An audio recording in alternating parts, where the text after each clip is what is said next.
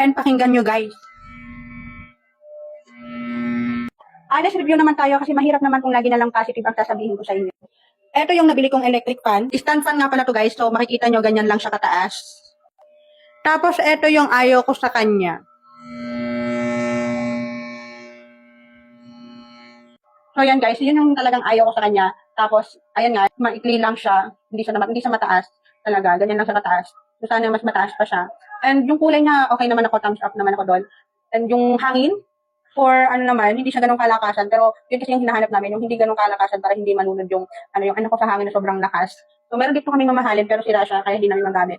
So for now, sa price naman niya is okay naman. Sa price, tingnan niyo yung kung yung price niya dito sa ating basket. Worth it naman siya para sa ganong price. Yun nga lang yung aking comment. Sana yung hindi maingay. Sana ma-improve pa, no? Ito yung ating tatak. Ayan. Then, ang kagandahan nito, yung kahit man lang magkaroon ng hangin kami dito, hindi kami balasin. Natasatisfied naman niya, guys.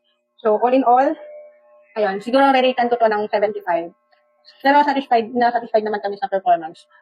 Color, check. Performance, check. Yun nga lang, maingay lang siya. Yun lang guys. Bye-bye!